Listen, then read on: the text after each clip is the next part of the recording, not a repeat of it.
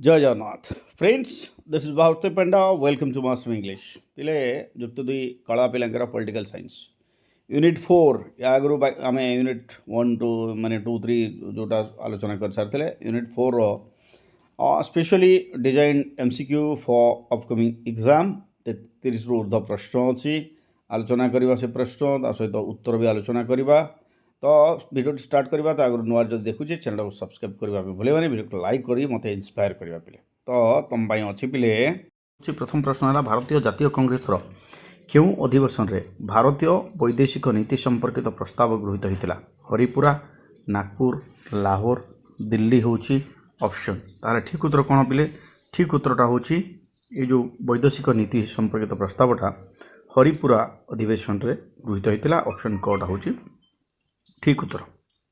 बर्तमान देखा आम द्वितीय प्रश्न कौन रही बोले द्वितीय प्रश्न हूँ जे भारतर वैदेशिक नीति हूँ क्यों प्रधानमंत्री को मानस संतान ऑप्शन गुड़िक है जवाहरलाल नेहरू लाल बहादुर शास्त्री इंदिरा गांधी चरण सिंह तार ठीक उत्तर हूँ जे भारतर वैदेशिक नीति हूँ आम जो जवाहरलाल नेहरू थे मानस संतान ऑप्शन कटा हूँ ठीक उत्तर।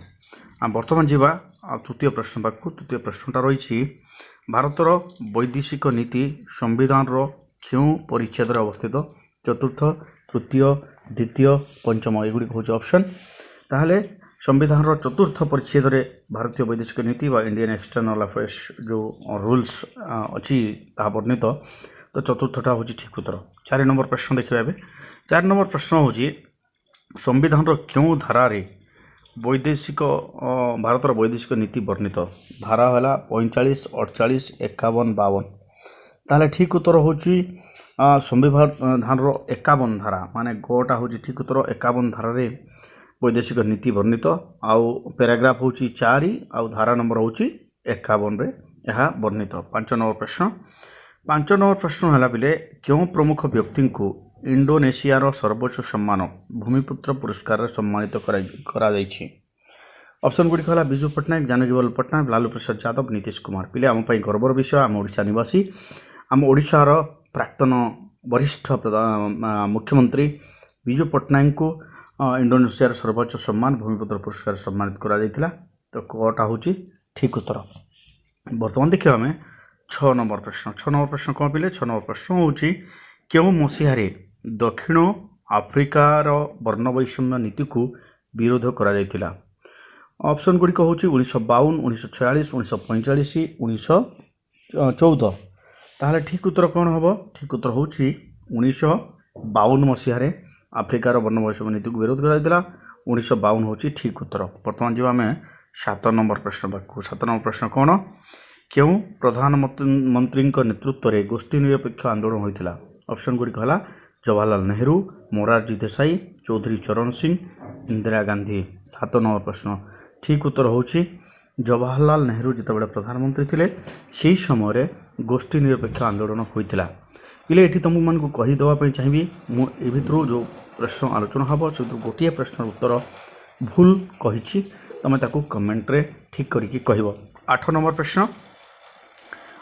प्रश्न है क्यों मसीहार गोष्ठी निरपेक्ष आंदोलन आरंभ होता ऑप्शन गुड़िक है 1961 1981 1985 और 1962 मसीहा। 8 नंबर प्रश्न ठीक उत्तर हूँ 1961 मसीहार गोष्ठी निरपेक्ष आंदोलन जवाहरलाल नेहरू अध्यक्षतार आरंभ होता अतएव ठीक उत्तर हूँ 1961 मसीहा। 9 नंबर प्रश्न हूँ 1961 मसीहार युगोस्लाविया क्योंठारे प्रथम गोष्ठी निरपेक्ष सम्मेलन अनुष्ठित होता Belgrade Rio de Janeiro Bandung Shimla एगुड़िक हूँ ऑप्शन ताहले ठीक उत्तर कोटा पे 9 नंबर प्रश्न ठीक उत्तर हूँ बेलग्रेड सम्मेलन भी कहुए तो युगोस्लाविया बेलग्रेड ठारे 1961 मसीहार गोष्ठी निरपेक्ष सम्मेलन प्रथम कर अनुष्ठित होता। 10 नंबर प्रश्न कौन पे 10 नंबर प्रश्न हूँ पंचशील नीतिर प्रवक्ता किए महात्मा गांधी जवाहरलाल नेहरू लाल बहादुर शास्त्री इंदिरा गांधी ऑप्शन गुड़िक ताहले पंचशील नीति प्रकृत में यार प्रवक्ता होती जवाहरलाल नेहरू खटा हूँ ठीक उत्तर। बर्तमान देखा पिले 11 नंबर प्रश्न कौन 11 नंबर प्रश्न है କେଉଁ ମସିହାରେ ପଞ୍ଚଶୀଳ ନୀତି ଭାରତ ଓ ଚୀନ ମଧ୍ୟରେ ହୋଇଥିଲା? ଅପସନ୍ ଗୁଡ଼ିକ ହେଲା 1954 ଜୁନ୍ 1 ତାରିଖ, 1955 ଏପ୍ରିଲ 18 ତାରିଖ, 1981 ଡିସେମ୍ବର 8 ତାରିଖ। କୌଣସିଟି ନୁହେଁ। 11 ନମ୍ବର ପ୍ରଶ୍ନ। ଠିକ୍ ଉତ୍ତର ହେଉଛି 1954 ମସିହା ଜୁନ୍ 1 ତାରିଖ ଦିନ ପଞ୍ଚଶୀଳ ନୀତି ଭାରତ ଓ ଚୀନ ମଧ୍ୟରେ ହେଇଥିଲା। ଠିକ୍ ଉତ୍ତର ହେଉଛି ଅପସନ୍ କ। ବର୍ତ୍ତମାନ ଯିବା ଆମେ ପରବର୍ତ୍ତୀ ପ୍ରଶ୍ନ ପାଖକୁ। ପରବର୍ତ୍ତୀ ପ୍ରଶ୍ନ ପିଲେ 12 ନମ୍ବର ପ୍ରଶ୍ନ। 12 ନମ୍ବର ପ୍ରଶ୍ନ କ'ଣ ରହିଛି? 12 ନମ୍ବର ପ୍ରଶ୍ନ ହେଉଛି କେଉଁ ମସିହାରେ ଚୀନ ପଞ୍ଚଶୀଳ ନୀତିରୁ ଓହରି ଯାଇ ଭାରତ ଉପରେ ବିଶ୍ୱାସଘାତୀ ଆକ୍ରମଣ କରିଥିଲା? ଅପସନ୍ ଗୁଡ଼ିକ ହେଲା 1962, 1954, 1961, 1955। ତାହେଲେ ଠିକ୍ ଉତ୍ତର ହେଉଛି 1962 ମସିହା। 1962 ମସିହାରେ ଚୀନ ପଞ୍ଚଶୀଳ ନୀତିରୁ ଓହରି ଯାଇ ଭାରତ ଉପରେ ବିଶ୍ୱାସଘାତୀ ଆକ୍ରମଣ କରିଥିଲା। ଠିକ୍ ଉତ୍ତର ହେଉଛି ଗ। 13 ନମ୍ବର ପ୍ରଶ୍ନ।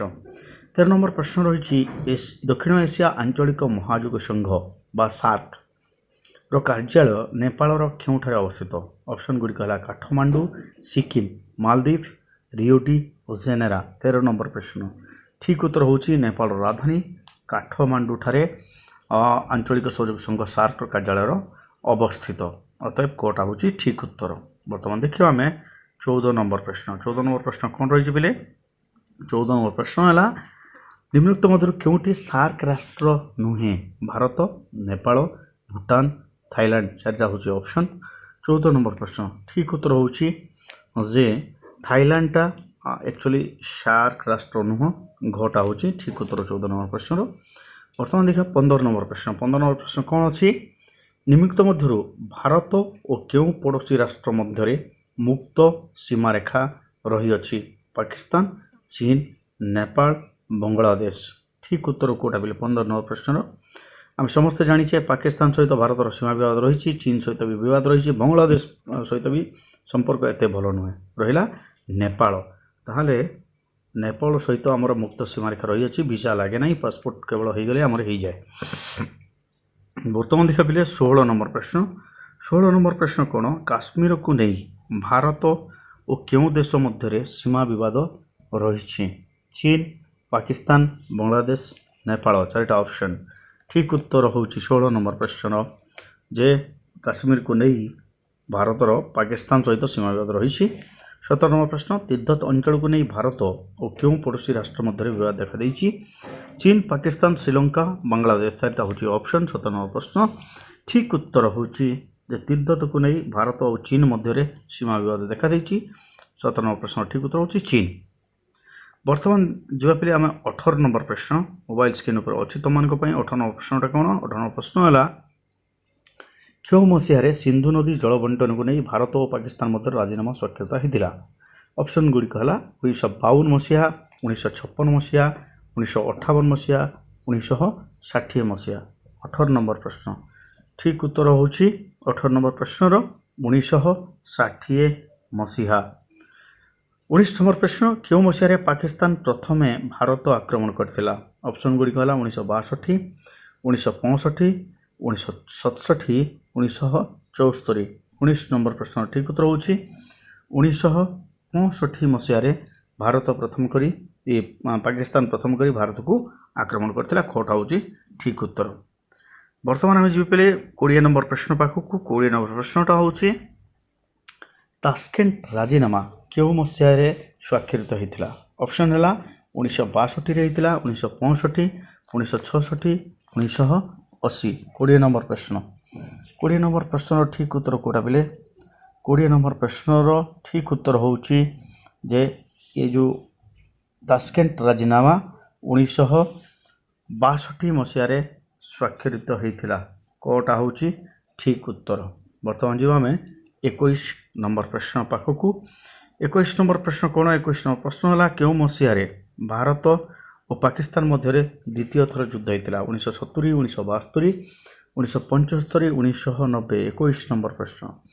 21 ନମ୍ବର ପ୍ରଶ୍ନ ଠିକ୍ ଉତ୍ତର ହେଉଛି 1972 ମସିହାରେ ଭାରତ ଏବଂ ପାକିସ୍ତାନ ମଧ୍ୟରେ ଦ୍ୱିତୀୟ ଥର ପାଇଁ ଯୁଦ୍ଧ ହୋଇଥିଲା। ବର୍ତ୍ତମାନ ଦେଖିବା ଆମେ 22 ନମ୍ବର ପ୍ରଶ୍ନ। 22 ନମ୍ବର ପ୍ରଶ୍ନ କ'ଣ?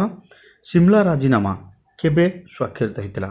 ଅପସନ୍ ହେଲା 1970, 1972, 1975 1990 22 नंबर प्रश्न ठीक उत्तर होची सिमला राजीनामा 1972 मसीह स्वाक्षरित होता अतएव खटा होची ठीक उत्तर 23 नंबर प्रश्न कौन पे 23 नंबर प्रश्न है जे निम्नोक्त क्या मध्य सिमला राजीनामा स्वाक्षरित होता क्यों दुई देश मध्य भारत चीन भारत श्रीलंका भारत बांग्लादेश भारत पाकिस्तान 23 नंबर प्रश्न ठीक उत्तर होची सिमला राजीनामाटा भारत एवं पाकिस्तान मध्य स्वाक्षरित होता घटा होची ठीक उत्तर 24 नंबर प्रश्न सिमला राजीनामा क्यों भारतीय प्रधानमंत्री स्वाक्षर करते ऑप्शन पंडित नेहरू लाल बहादुर शास्त्री राजीव गांधी श्रीमती इंदिरा गांधी 24 नंबर प्रश्न ठीक उत्तर होची सिमला राजीनामा जिते स्वाक्षरित होता से समय भारत प्रधानमंत्री थे श्रीमती इंदिरा गांधी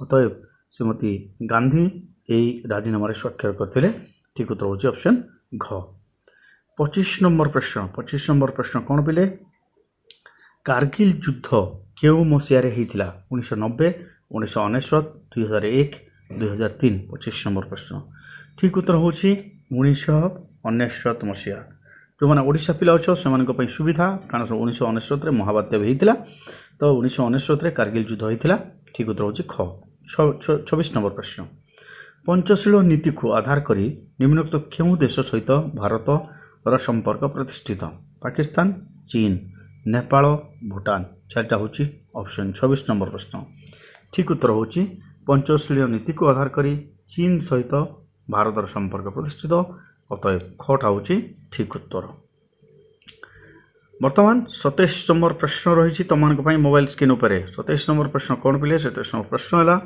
भारत क्यों प्रधानमंत्री दिल्ली लाहौर पर्यंत बस रे यात्रा करते ऑप्शन गुड़िक राजीव गांधी विश्वनाथ प्रताप सिंह अटल बिहारी वाजपेयी मनमोहन सिंह 27 नंबर प्रश्न ठीक उत्तर होची भारतर यशस्वी प्रधानमंत्री अटल बिहारी वाजपेयी दिल्ली लाहौर पर्यंत बस रे यात्रा करते अतः ठीक उत्तर होची ऑप्शन ग बर्तमान जी आम 28 नंबर प्रश्न पाखक 28 नंबर प्रश्न है विश्व शांति प्रतिष्ठा पाई भारतीय शांतिरक्षा बाहिनी क्योंठिकी जाइथिला श्रीलंका चीन पाकिस्तान बांग्लादेश 28 नंबर प्रश्न ठीक उत्तर 28 नंबर प्रश्न ठीक उत्तर होची बिले जे देश क्यों देश शांति प्रतीक्षा पाई भारत शांतिरक्षा बाहिनी जाइथिला ठीक उत्तर होची श्रीलंका 29 नंबर प्रश्न चीन क्यों मसीह भारत आक्रमण करथिला ऑप्शन गुड़िक 1960 1962 1968 1970 29 नंबर प्रश्न ठीक उत्तर होची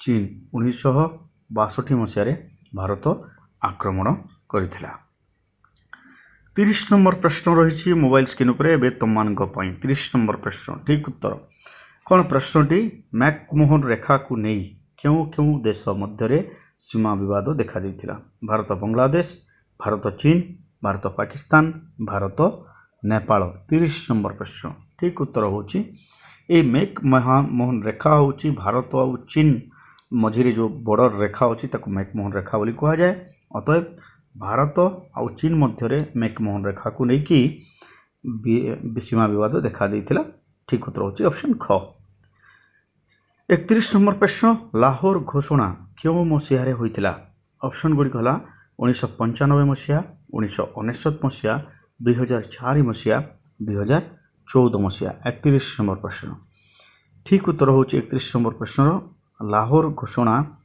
1999 मसीह स्वाक्षरित होता खटा होची ठीक उत्तर वर्तमान जीवा पे आम 32 नंबर प्रश्न पाखक 32 नंबर प्रश्नटी कौन तुम अच्छी 32 नंबर प्रश्नटी है क्यों देश होउची विश्वर सर्वबृहत साम्यवादी राष्ट्र भारत चीन पाकिस्तान बांग्लादेश ठीक उत्तर होची जे चीन होउची विश्वर सर्वबृहत साम्यवादी राष्ट्र खटा होची ठीक उत्तर यही वीडियो पई शेष प्रश्न निम्नोक्त मध्य किए तिब्बतर धर्मगुरु अटंती दलाई लामा फाइयान फुएनसांग अलेक्जेंडर 33 नंबर प्रश्न ठीक उत्तर होची तिब्बतर धर्मगुरु होचंती दलाई लामा अतएव कटा होची ठीक उत्तर तो पिले एथि सहित यूनिट 4 रो माने विशेष प्रश्न काल कार्यक्रम शेष होईछि